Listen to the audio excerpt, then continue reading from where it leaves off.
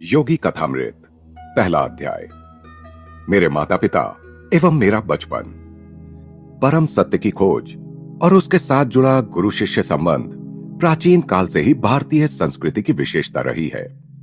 इस खोज के मेरे अपने मार्ग ने मुझे एक भगवत स्वरूप सिद्ध पुरुष के पास पहुंचा दिया, जिनका सुघड़ जीवन युग युगांतर का आदर्श बनने के लिए ही तराशा हुआ था।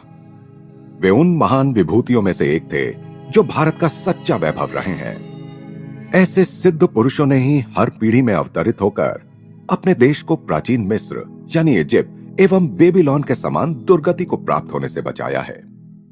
मुझे याद आता है, मेरे शैशव काल में पिछले जन्म की घटनाओं की स्मृतियां मेरे स्मृति पटल पर उभर रही थीं। तथापि ये स्मृतियां उन घटनाओं के घटित होने के क्रम के अनुसार नहीं थीं। बहुत पहले के एक जन्म की स्पष्ट स्मृतियां मुझ में जागती थीं, जब मैं हिमालय में रहने वाला एक योगी था। अतीत की इन झांकियों ने किसी अज्ञात कड़ी से जुड़कर मुझे भविष्य की भी झलक दिखाई। शिशु अवस्था की असहायता की अवमाननाओं की स्मृति मुझ में अभी भी बनी हुई है। चल फिर पाने में और अपनी भावनाओं को मुक्त रूप से व्यक्त कर पाने में असमर्थ होने के कारण मैं विक्षुब्ध रहता था। अपने शरीर की अक्षमताओं का भान होते ही प्रार्थना की लहरें मेरे भीतर उठने लगती थीं। मेरे व्याकुल भाव अनेक भाषाओं के शब्दों में मेरे मन में व्यक्त होते थे।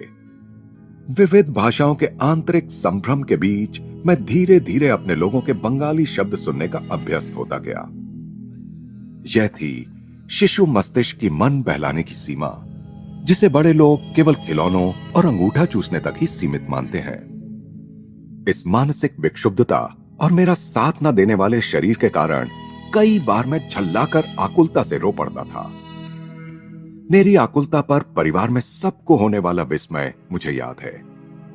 सुखद स्मृतियां भी अनेक हैं। मेरी मां का दुलार और तुतलाने तथा लड़खड़ा के चलने के मेरे आरंभिक प्रयास। इन आरंभिक सफलताओं को सामान्यतः जल्दी ही भुला दिया जाता है, परंतु फिर भी ये आत्मविश्वास की स्वाभाविक आधारशिलाएं होती हैं।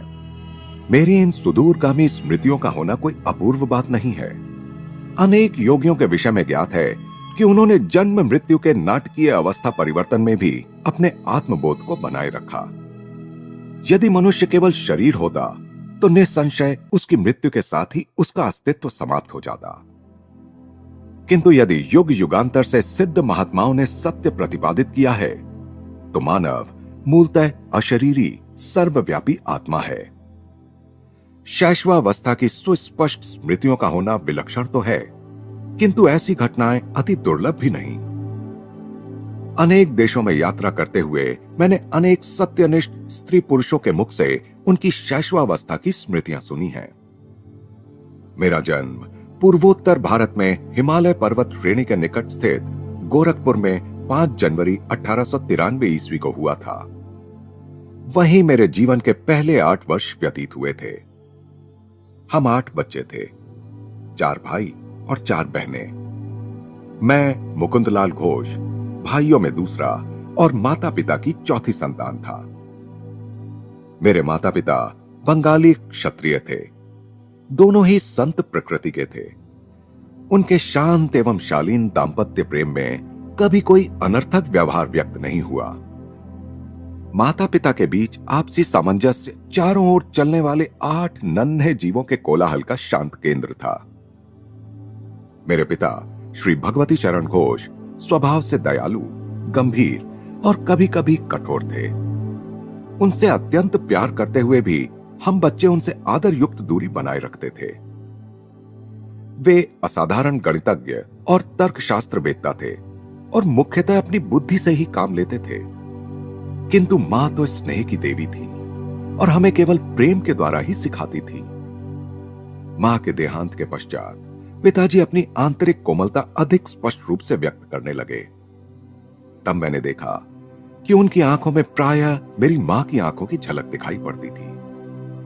मां के सानिध्य में हम बच्चों का बचपन में ही धर्म ग्रंथों के साथ कटु मधुर परिचय हो गया।